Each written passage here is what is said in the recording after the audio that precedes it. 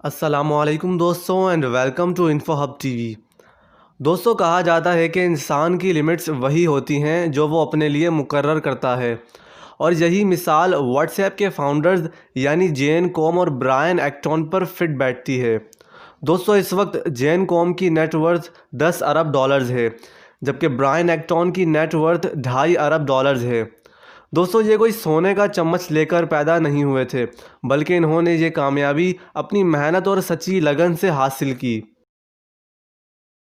دوستوں، جین کوم 24 فروری 1976 کو یوکرین میں ایک غریب خاندان میں پیدا ہوا۔ گھر میں پانی، بجلی اور گیس جیسی کوئی سہولت موجود نہ تھی۔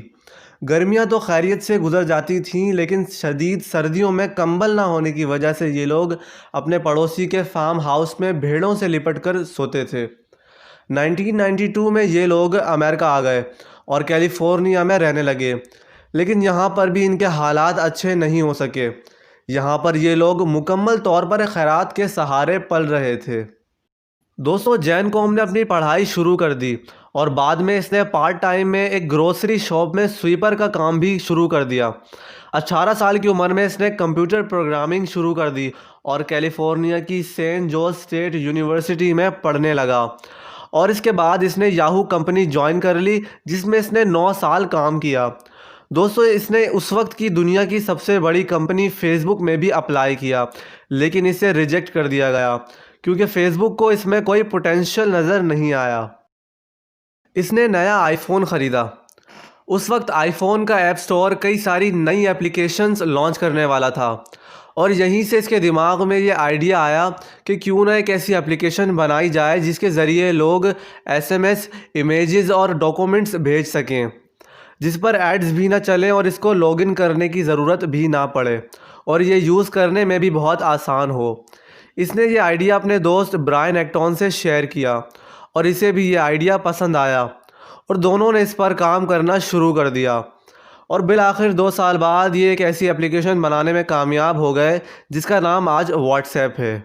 دوستوں، شروع میں واٹس ایپ کریش ہو جایا کرتا تھا، اور یہاں تک کہ جین کوم اب اس سے مایوس ہو چکا تھا، مگر برائن ایکٹون نے اس کا حوصلہ بڑھایا، اور دیکھتے ہی دیکھتے یہ اپلیکیشن بہت مقبول ہوتی چلی گئی۔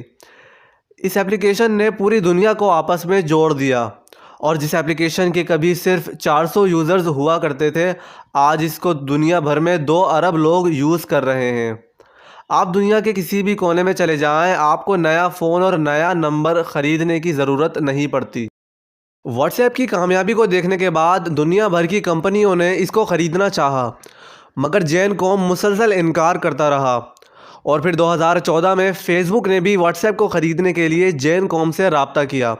یعنی جو کمپنی کبھی اسے جاب نہیں دینا چاہتی تھی، آج اسی شخص سے اس کی بنائی ہوئی اپلیکیشن خریدنا چاہتی تھی۔ جین کوم نے ہاں کر دی، اور یہ سودا $19 بلین میں طے ہو گیا۔ لیکن جین کوم نے ایگریمنٹ کی ایک عجیب شرط رکھی کہ یہ ایگریمنٹ پر سائن کیلیفورنیا کی ویلفیئر بلڈنگ میں بیٹھ کر کرے گا۔ فیس بک کو اس کی یہ شرط ماننا پڑی، اور ویلفیئر بلڈنگ کے ویٹنگ روم میں بیٹھ کر اس نے یہ سائن کیا اور $19 بلین کا مالک بن گیا۔ دوستوں، اس نے یہ عجیب شرط کیوں رکھی؟ جیسا کہ میں نے آپ کو بتایا کہ امریکہ آنے کے بعد جین کوم اور اس کی فیملی غربت کی وجہ سے مکمل طور پر خیرات کے سہارے اپنی زندگی گزار رہے تھے۔ امریکہ میں ایک فلاحی سلسلہ چل رہا ہے جس کا نام فوڈ سٹیمپ ہے، جس میں حکومت انتہائی غریب لوگوں کو کھانے پینے کی چیزیں خریدنے کے لیے فوڈ سٹیمپس دیتی ہے۔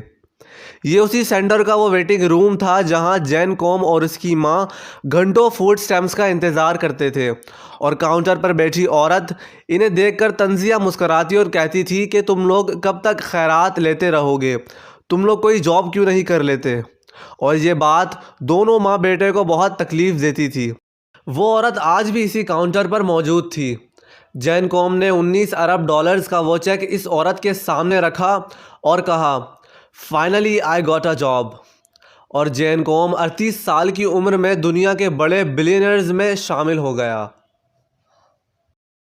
پھر ملاقات ہوگی آپ سے نیکسٹ ویڈیو میں، تب تک کے لیے اللہ حافظ۔